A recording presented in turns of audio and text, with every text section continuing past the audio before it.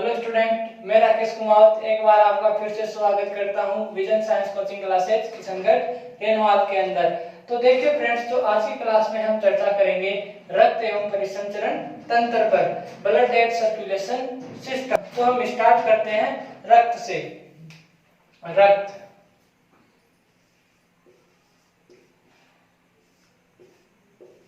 जिसे इंग्लिश में ब्लड कहा जाता है या ब्लड कहते हैं। जो रक्त होता है एक प्रकार का तरल संयोजी ऊतक होता है। क्या मेरे प्यारे विद्यार्थियों, रक्त एक प्रकार का तरल संयोजी ऊतक होता है। रक्त एक प्रकार का तरल संयोजी ऊतक है जो क्या करता है, जो मानव व अन्य पशुओं में आपके आवश्यक पोषक तत्व, क्या मानव व अन्य पशुओं में आपके आवश्यक पोषक तत्व, आवश्यक पोषक तत्व व ऑक्सीजन तथा कोशिकाओं से आपके उपापचयी अपशिष्ट पदार्थ तथा कोशिकाओं से उपापचयी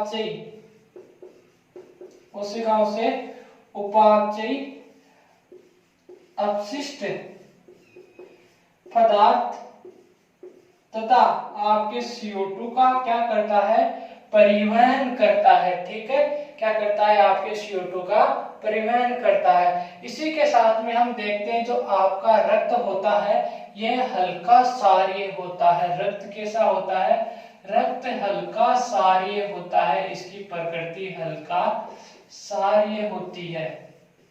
रक्त जो होता है आपके हल्का क्षारीय होता है तथा जो आपके रक्त का पीएच होता है, प्यारे विद्यार्थियों, जो आपके रक्त का पीएच होता है आपके, वह आपके 7.4 होता है। कितना होता है, 7.4 होता है। तो इसके बाद में हम देखते हैं कि जो रक्त का निर्माण होता है, जो वयस्क व्यक्ति के अंदर रक्त का निर्माण होता है वह लाल अस्थि मज्जा रेड बोन मेरो के अंदर होता है। रक्त का निर्माण कहां पे होता है, लाल अस्थि मज्जा में, रेड बोन मेरो में आपका रक्त का निर्माण होता है। तथा जो आपकी गर्भवती महिलाएं होती है या भ्रूण अवस्था में नवजात शिशु के अंदर आपके रक्त का निर्माण पलीहा में होता है। कहां पे होता है, भ्रूण अवस्था या नवजात शिशु के अंदर आपके जो रक्त का निर्माण होता है प्यारे विद्यार्थियों, वह आपके पलीहा में होता है। कहां पे होता है, वह आपके पलीहा में होता है। ठीक है, और आपके एक तथ्य और आता है, जो सामान्य व्यक्ति में आपके रक्त पाया जाता है, एक सामान्य व्यक्ति में आपके लगभग 5 लीटर रक्त पाया जाता है। कितना, सामान्य व्यक्ति में 5 लीटर रक्त पाया जाता है। तथा हम रक्त को आपके 2 भागों में डिवाइड करते हैं, इसको 2 भागों में बांटा गया है। रक्त को 2 भागों में बांटा गया है। एक होता है आपके दरोभाग, क्या, एक होता है आपके दरोभाग, जिसे क्या कहते हैं, जिसे प्लाज्मा कहा जाता है मेरे प्यारे विद्यार्थियों, जिसे प्लाज्मा कहा जाता है।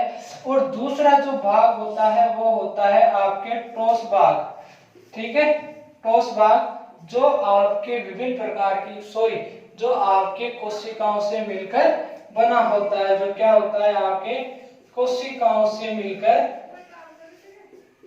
जो आपके कोशिकाओं से मिलकर बना होता है। ठीक है, और जो आपका प्लाज्मा होता है ये रक्त का आपके 55% भाग होता है। जो आपका प्लाज्मा होता है मेरे प्यारे विद्यार्थियों, ये आपके रक्त का 55% भाग होता है। तथा आपके जो ये 55% होता है, 55% का आपके 92% आपके जल होता है। तथा जो शेष आपके 8% बचता है वह आपके कार्बनिक व अकार्बनिक पदार्थ पाए जाते हैं। एक बार ध्यान से देखो, रक्त को 2 भागों में बांटा, दर और ठोस। जो दर भाग होता है उसे हम प्लाज्मा बोलते हैं प्लाज्मा रक्त का 55% भाग बनाता है, ठीक है, 55% भाग बनाता है, और 55% का 92% 92% होता है वह जल होता है, और तथा शेष 8% आपके क्या होता है, कार्बनिक पदार्थ पाए जाते हैं। इसके बाद में जो दूसरा भाग होता है वो ठोस होता है, जो कोशिकाओं से मिलकर बना होता है, ठीक है। एक बार रक्त को वापस देखते हैं। रक्त एक प्रकार का आपके तरल संयोजी ऊतक होता है, जो जो मानव व अन्य पशुओं में आपके आवश्यक पोषक तत्वों व ऑक्सीजन तथा उपापचयी अपशिष्ट पदार्थ व कार्बन डाइऑक्साइड CO2 का परिवहन करता है, ठीक है। इसके बाद में देखते हैं जो रक्त की प्रकृति होती है वह हल्की क्षारीय होती है, तथा जो रक्त का पीएच होता है आपके 7.4 होता है, ठीक है। और जो आपके वयस्क व्यक्ति में आपके रक्त का जो निर्माण होता है वो लाल अस्थि मज्जा में होता है, रेड बोन मेरो में, ठीक है। और इसके बाद में देखते हैं जो आपके नवजात शिशु होता है या जो गर्भावस्था होती है, गर्भवती महिला होती है, उसमें जो आपके रक्त का निर्माण होता है वह आपके प्लीहा में होता है, और जो एक वयस्क व्यक्ति में आपके रक्त पाया जाता है वह 5 लीटर होता है। अब देखते हैं हम इसको डेफिनेशन के रूप में।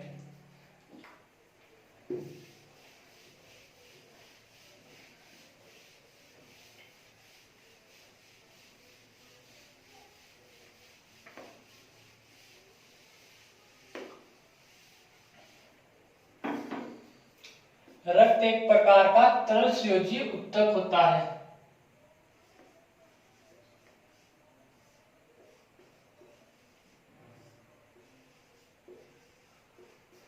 रक्त एक प्रकार का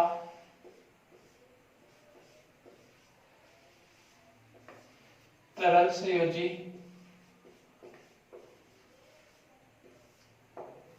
ऊतक होता है। रक्त एक प्रकार का आपके तरल संयोजी ऊतक होता है, जो मानव व अन्य पशुओं में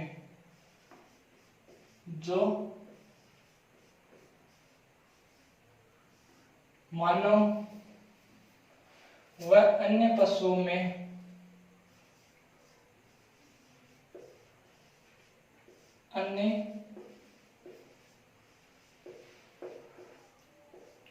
पशुओं में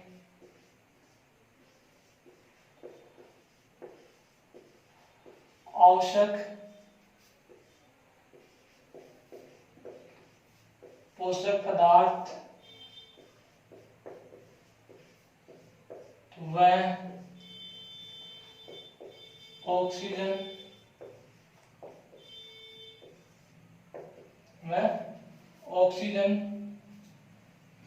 ठीक है, ऑक्सीजन को कोशिकाओं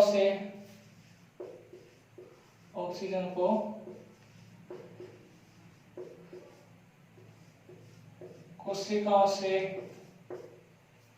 उपापचयी अपशिष्ट पदार्थ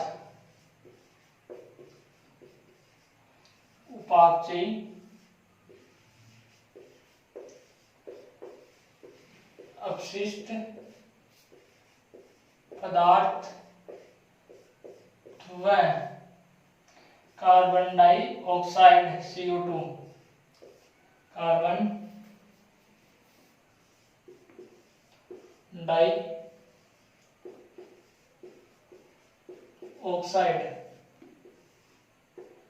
डाइऑक्साइड का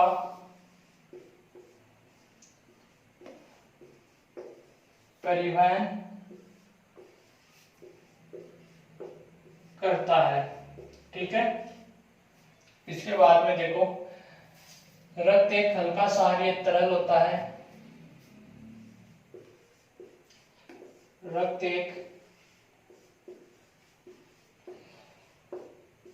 हल्का क्षारीय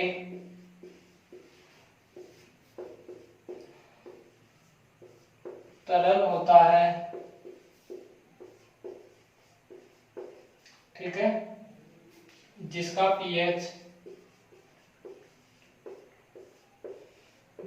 पीएच मान 7.4 होता है, ठीक है, जिसका पीएच मान 7.4 होता है। इसके बाद में देखो रक्त का निर्माण आपके लाल अस्थि मज्जा में होता है। रक्त का निर्माण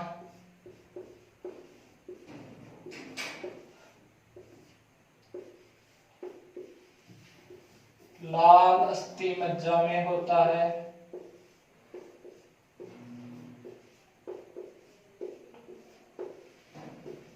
लाल अस्थि मज्जा में होता है तथा पूर्णावस्था व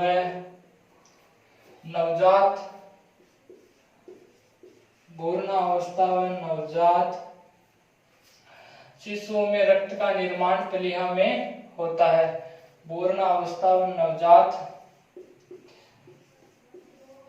शिशुओं में रक्त का निर्माण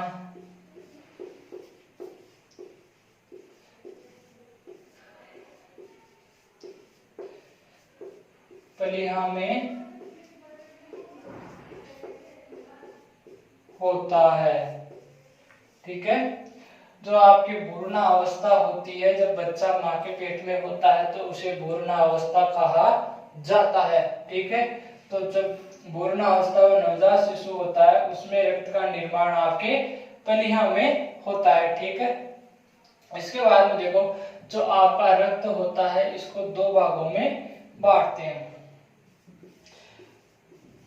रक्त को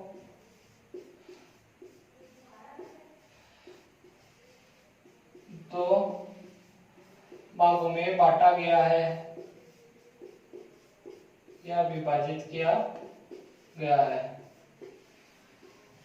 ठीक है। आप इसका स्क्रीनशॉट भी ले सकते हो। अब चलते हैं हम आगे। उम्मीद करूंगा कि आपको समझ में आ रहा होगा, ठीक है।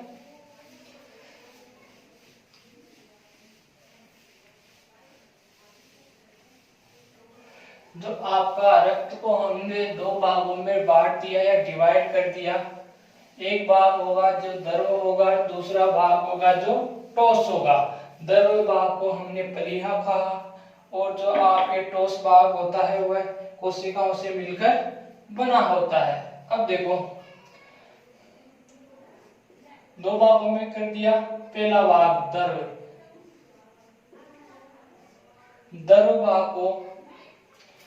द्रव भाग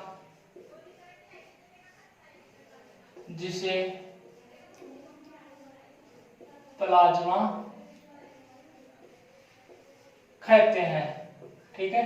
जो आपके द्रव भाग होता है उसको प्लाज्मा कहते हैं और जो ठोस होता है वह आपके विभिन्न कोशिकाओं से मिलकर बना होता है या कोशिकाओं से मिलकर बना होता है।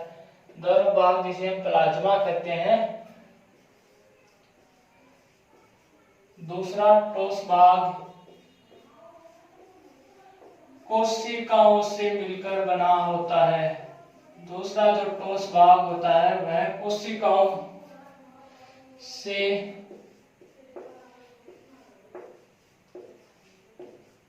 मिलकर बना होता है, ठीक है। कोशिकाओं से मिलकर आपके बना होता है। और जो आपका प्लाज्मा होता है ये रक्त का 55% भाग बनाता है। देखो ध्यान से, प्लाज्मा रक्त का 55% भाग का निर्माण करता है। जो आपके प्लाज्मा होता है, प्लाज्मा रक्त का 55% भाग का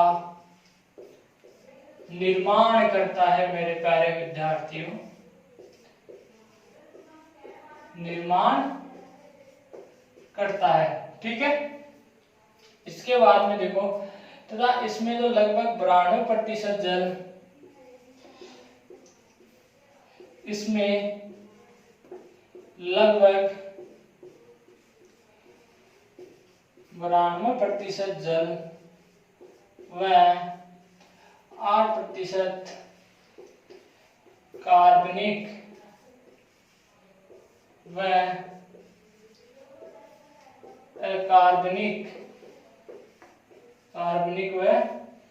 अकार्बनिक पदार्थ होते हैं। कार्बनिक व अकार्बनिक पदार्थ होते हैं। ठीक है, ये हो गया आपका प्लाज्मा। जो प्लाज्मा होता है ये आपका रक्त का 55% भाग बनाता है।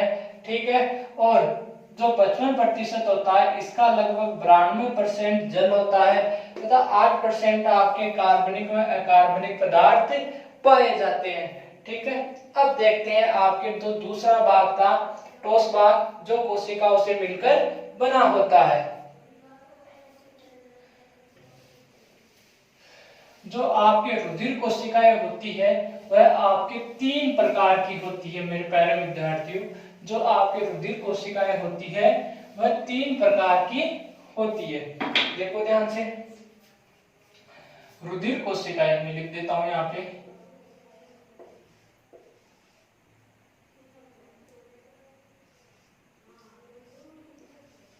रुधिर कोशिकाएं कितने भाग? 3 भाग। नंबर 1 पे आता है आपके आरबीसी, नंबर 2 पे आता है आपके डब्ल्यूबीसी और नंबर 3 पे आता है आपके विम्बाणु,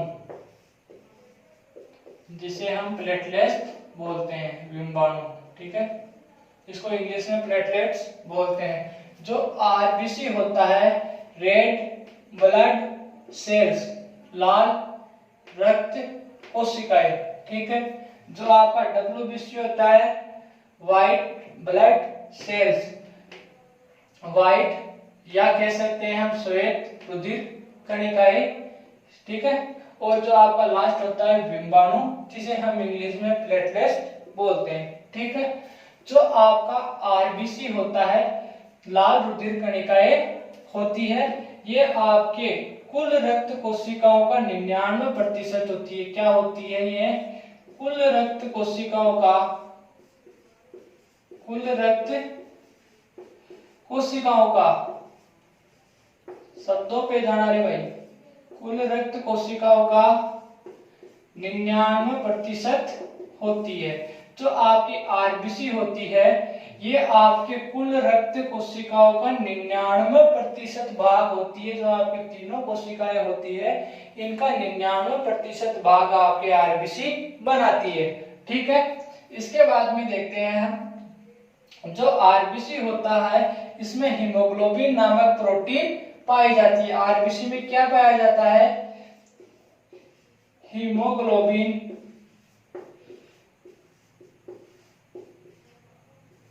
नामक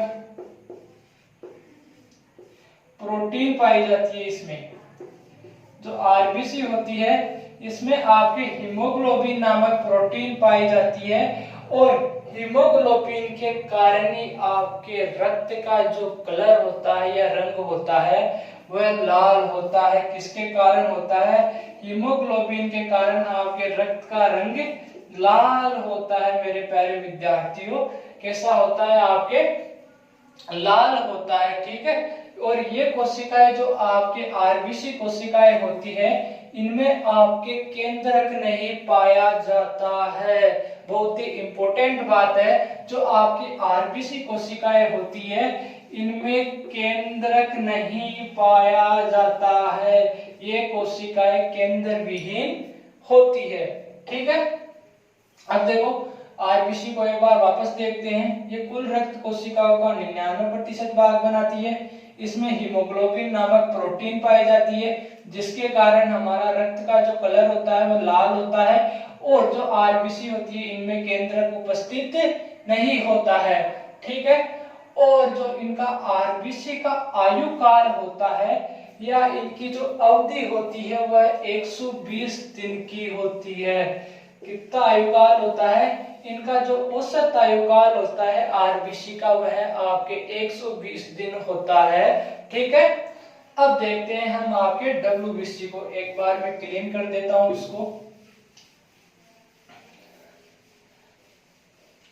आरबीसी कंप्लीट होती है यहाँ पे। अब देखते हैं आपके डब्ल्यूबीसी। जो आपके डब्ल्यूबीसी होती है, यह आपकी प्रतिरक्षा प्रदान करती है। क्या करती है? डब्ल्यूबीसी आपके प्रतिरक्षा प्रदान करती है। प्रतिरक्षा मतलब आपके जो बाहरी रोग कारक होते हैं, बाहरी रोग कारक होते हैं, उनसे हमारी बॉडी की रक्षा करती है। ठीक है, जो डब्ल्यूबीसी का मेन कार्य क्या हो गया है? हमारी बॉडी की प्रतिरक्षा करती है। इसके बाद में देखो, इस डब्ल्यूबीसी का निर्माण भी आपके लाल अस्थि मज्जा में होता है। इसका निर्माण कहाँ पे होता है? लाल अस्थि मज्जा में होता है। ठीक है, लाल अस्थि मज्जा में होता है। तथा आपके डब्ल्यूबीसी के अंदर हीमोग्लोबिन नामक प्रोटीन नहीं पाई जाती है। मेरे प्यारे विद्यार्थियों, डब्ल्यूबीसी में हीमोग्लोबिन नामक प्रोटीन नहीं पाई जाती है। हीमोग्लोबिन नामक प्रोटीन नहीं पाई जाती है, जिसके कारण ये रंगहीन होती है। जो आपके डब्ल्यूबीसी होती है, ये रंगहीन होती है। कैसी होती है? रंगहीन होती है। और इसको हम क्या बोलते हैं? इसको हम श्वेत रुधिर कणिकाएं कहा जाता है, और इसको श्वेत रुधिर कणिकाएं कहते हैं। श्वेत रुधिर कणिकाएं कहा जाता है। एक बार वापस देखते हैं, जो डब्ल्यूबीसी होती है, ये प्रतिरक्षा का कार्य करती है। ठीक है, और इसका जो निर्माण होता है वो लाल अस्थि मज्जा में होता है। और जो आपके डब्ल्यूबीसी होती है, इसमें हीमोग्लोबिन नामक प्रोटीन नहीं पाई जाती है, जिसके कारण ये क्या होती है? रंगहीन होती है। और इसे क्या कहते हैं? श्वेत रुधिर कणिकाएं कहते हैं। ठीक है, अब जो आपकी डब्ल्यूबीसी होती है, इसको आपके दो भागों में डिवाइड किया गया है। डब्ल्यूबीसी को कितने भागों में बांटा गया है? डब्ल्यूबीसी को आपके दो भागों में बांटा गया है। एक आता है आपके कणिकाणु और दूसरा होता है अकणिकाणु। ठीक है, एक होता है आपके कणिकाणु और जो दूसरा होता है वो होता है आपके अकणिकाणु। देखो ध्यान से, नंबर 1 पे आता है आपके कणिकाणु। ठीक है, नंबर 2 पे आता है अकणिकाणु।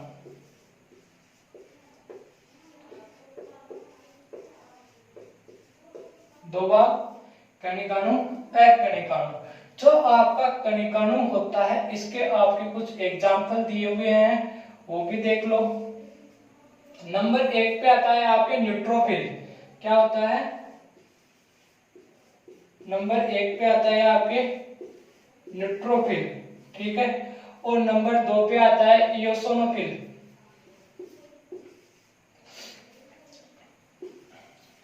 इयोसिनोफिल। ठीक है, नंबर 1 पे आता है आपके न्यूट्रोफिल, नंबर 2 पे आता है इयोसिनोफिल और नंबर 3 पे आता है आपके बेसोफिल्स।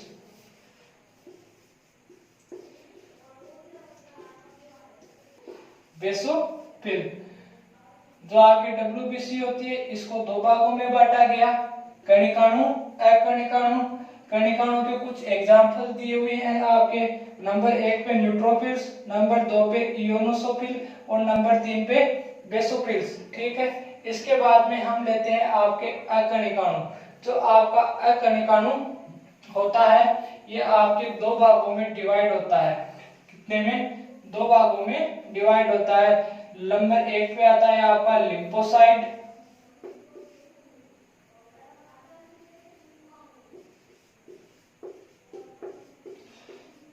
लिम्फोसाइट और नंबर 2 पे आता है आपका मोनोसाइट। जो आपका लिम्फोसाइट होता है, इसको 3 भाग होते हैं इसके। एक होता है आपकी बी लिम्फोसाइट, बी लिम्फोसाइट और नंबर 2 पे आता है आपके टी लिम्फोसाइट और नंबर 3 पर आता है आपके नेचुरल किलर सेल्स, प्राकृतिक मारक कोशिकाएं। प्राकृतिक मारक कोशिका या कोशिकाएं, ठीक है, प्राकृतिक मारक कोशिकाएं, ठीक है, इतना समझ में आ गया। अब देखते हैं आपके जो रक्त होता है उसमें आपके श्वेत रुधिर कणिकाओं की सर्वाधिक संख्या आपके न्यूट्रोफिल्स की होती है। आपका जो रक्त होता है उसमें आपके श्वेत रुधिर कणिकाओं की संख्या से आपके श्वेत रुधिर कणिकाओं की संख्या होती है वो सर्वाधिक आपके न्यूट्रोफिल्स की होती है, या हम कह सकते हैं कि श्वेत रुधिर कणिकाओं में सर्वाधिक न्यूट्रोफिल्स होता है, ठीक है, सर्वाधिक न्यूट्रोफिल्स अधिक पाए जाते हैं, या रक्त में न्यूट्रोफिल्स श्वेत रुधिर कणिकाएं अधिक पाई जाती है, ठीक है। अब देखते हैं जो आपका कणिकाओं में हमको इसको दो भागों में बांटा है, लिम्फोसाइट, मोनोसाइट। जो आपका लिम्फोसाइट होता है और जो आपका मोनोसाइट होता है ये वक्षाणु कोशिकाएं होती है, और जो आपकी मोनोसाइट होती है ये परिपक्व होकर, मोनोसाइट क्या होता है, ये परिपक्व होती है और महावक्षाणु कोशिकाओं में रूपांतरित हो जाती है, ठीक है। लिम्फोसाइट आपकी जो होती है ये प्रतिरक्षा प्रदान करती है, लिम्फोसाइट होती है जो आपकी प्रतिरक्षा प्रदान करती है, ठीक है। इसके बाद में देखो जो लिम्फोसाइट आपके प्रतिरक्षा प्रदान करने वाली क्या होती है, प्राथमिक कोशिका होती है। लिम्फोसाइट प्रदान करने वाली आपके प्राथमिक कोशिका होती है, तथा आपके जो मोनोसाइट होता है यह परिपक्व होकर महाभक्षक कोशिका में रूपांतरित हो जाती है। मोनोसाइट महाभक्षक तथा जो न्यूट्रोफिल्स होती है ये भक्षक कोशिका, न्यूट्रोफिल्स होती है ये भक्षक कोशिकाएं होती है जो भारी रोगजनों से आपकी क्या करती है, जो भारी प्रतिजनों से आपकी सुरक्षा करती है। अब ये भक्षक कोशिकाएं क्या होती है, एक बार इसे भी देख लो। भक्षक कोशिकाएं, जो आपके भक्षक कोशिकाएं होती है जब हमारे शरीर में कोई भारी रोगजनक आता है या कोई भारी रोगजनक प्रतिजन उत्पन्न होता है तो ये कोशिकाएं उसे खत्म कर देती है या उसे नष्ट कर देती है, या हम कह सकते हैं कि उनका भक्षण कर लेती है, तो इन कोशिकाओं को भक्षक कोशिकाएं कहा जाता है, ठीक है। इसके बाद में आपके लास्ट आता है विम्बाणु।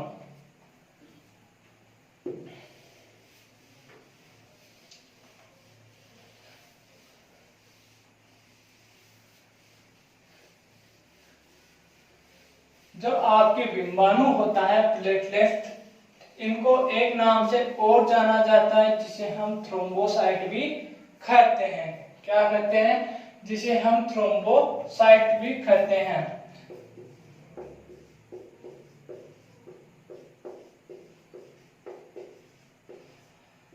जो आपके विम्बाणु होते हैं इन्हें थ्रोम्बोसाइट के नाम से भी जाना जाता है, और जो इनकी संख्या होती है वह करीब 3 लाख प्रति घन मिमी, 3 लाख प्रति घन मिमी, ठीक है। इनकी जो विम्बाणु की हमारे शरीर में संख्या होती है वो करीब 3 लाख प्रति घन मिमी होती है, तथा जो आपके विम्बाणुओं का जीवन काल होता है वह 10 दिन का होता है। क्या होता है, तो विम्बाणु का जीवन काल होता है वह 10 दिन का होता है। ये कोशिकाएं हमारे शरीर में मुख्य रूप से रक्त का धक्का जमाने में मदद करती है, धक्का जमाने में मदद करती है, ठीक है। और ये कोशिकाएं भी आपके केंद्रक विहीन होती है। जो विम्बाणु होती है इनमें भी आपके केंद्रक नहीं पाया जाता है, ठीक है। अब देखते हैं इसको हम नोट्स के रूप में या आपके डेफिनेशन के रूप में। ये आपके रुधिर कोशिकाएं समाप्त होती है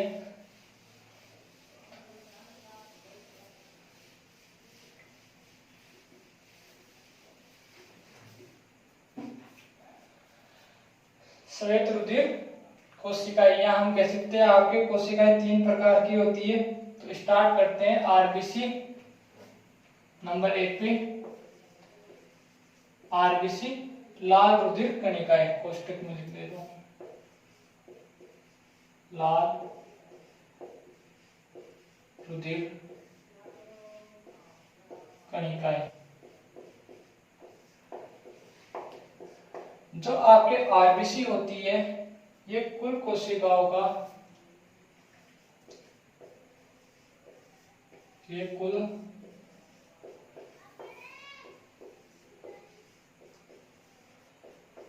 कोशिकाओं का 99% होती है, कुल कोशिकाओं का 99% होती है। इन कोशिकाओं में हीमोग्लोबिन नामक प्रोटीन पाया जाता है। इन कोशिकाओं में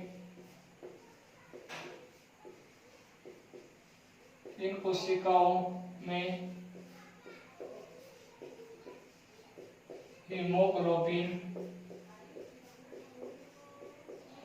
नामक प्रोटीन पाया जाता है। हीमोग्लोबिन नामक प्रोटीन पाया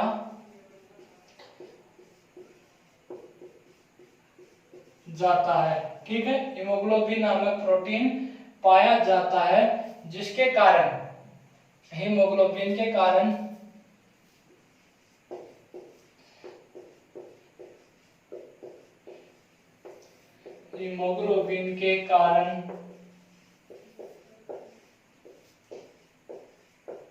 रक्त का रंग लाल होता है।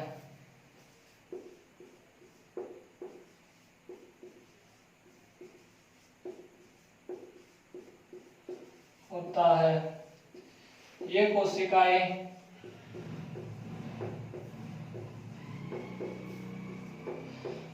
केंद्र विहीन होती है, केंद्रक विहीन होती है तथा इनका जीवन काल तथा इनकी औसत आयु 120 दिन होती है। ठीक है, इनकी जो औसत आयु होती है आपके 120 दिन होती है। ठीक है, समझ में आ गया होगा। अब हम स्टार्ट करते हैं आपके डब्ल्यूबीसी।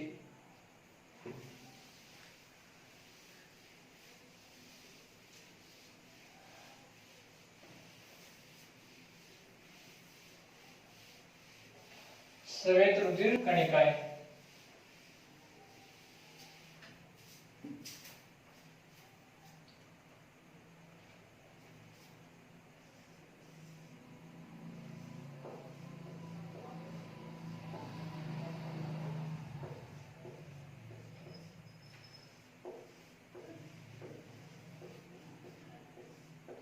डब्ल्यूबीसी शॉर्ट में बोलते हैं इनको।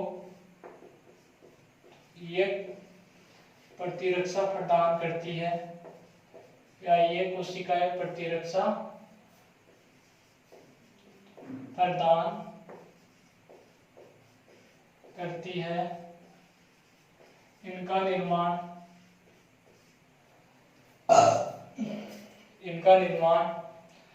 लाल अस्थिमज्जा में होता है। इनका निर्माण लाल अस्थिमज्जा में होता है।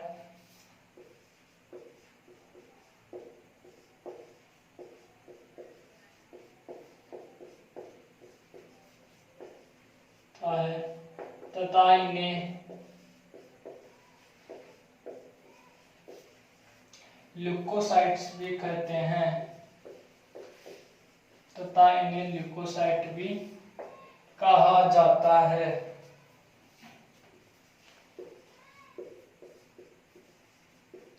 ठीक है, इन्हें क्या कहते हैं? इन्हें ल्यूकोसाइट भी कहा जाता है। इन कोशिकाओं में हीमोग्लोबिन उपस्थित नहीं होता है।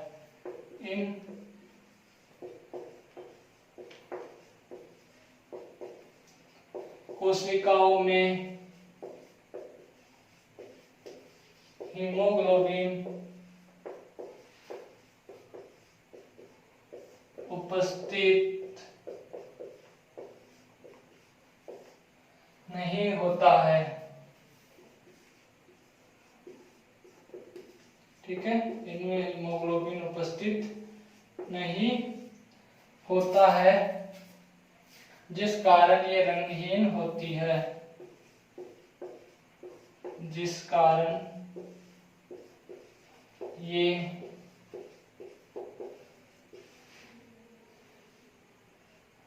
रंगहीन होती है। ठीक है, जिसके कारण ये रंगहीन होती है तथा श्वेत रुधिर कणिकाएं कहलाती है। तथा श्वेत रुधिर कणिकाएं कहलाती है। श्वेत रुधिर कणिकाओं को दो भागों में बांटा गया है। श्वेत रुधिर कणिकाएं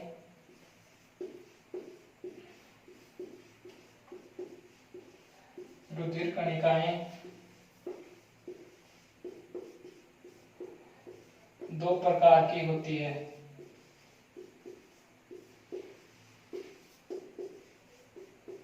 ठीक है, श्वेत रुधिर कणिकाएं कितनी प्रकार की होती है? दो प्रकार की होती है। एक पे आता है आपके कणिकाणु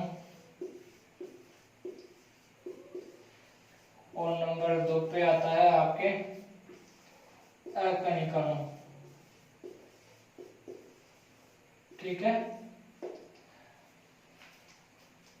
अब चलते हैं इससे आगे।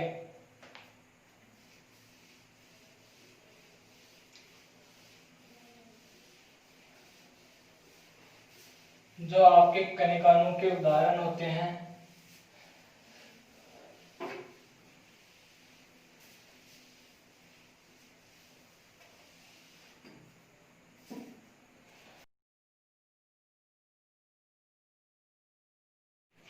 कणिकाणु के उदाहरण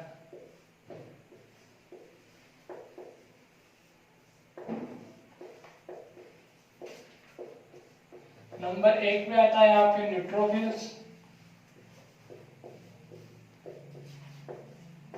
ठीक है, और नंबर 2 पे आता है आपके इयोनोसोफिल,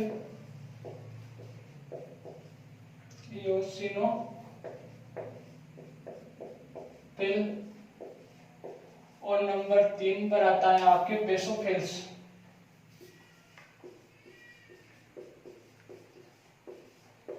ये हो गए आपके कणिकाणु के उदाहरण।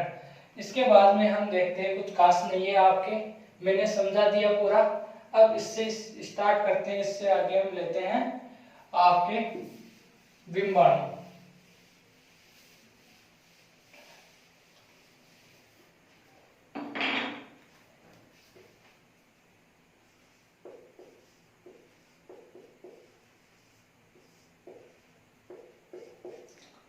ठीक है, बिंबाणु इन्हें थ्रोम्बोसाइट भी कहते हैं। इनको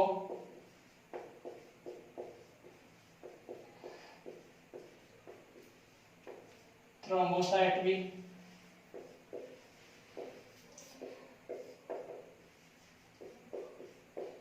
कहा जाता है। इन्हें थ्रोम्बोसाइट भी कहा जाता है। इनकी संख्या करीब 3 लाख प्रति घन मिली होती है। रक्त में इनकी संख्या करीब 3 लाख प्रति घन मिमी होती है। बिंबाणु का जीवन काल मात्र 10 दिनों का होता है। बिंबाणु का जीवन काल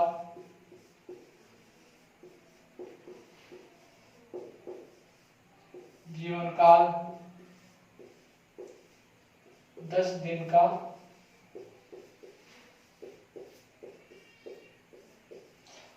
होता है। ठीक है, इसका जीवन काल कितने दिन का होता है? 10 दिन का होता है। इसके बाद में देखो, ये कोशिकाएं मुख्य रूप से रक्त का दख्खा बनाने में मदद करती है। ये कोशिकाएं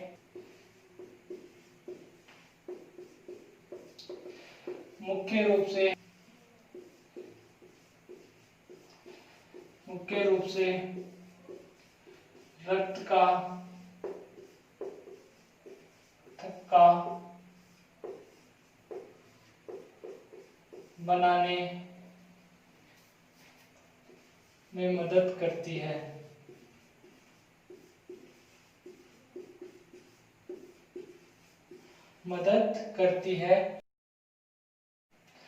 विम्बाणु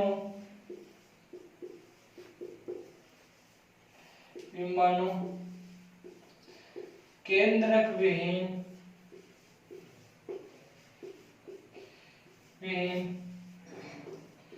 कोशिका होती है।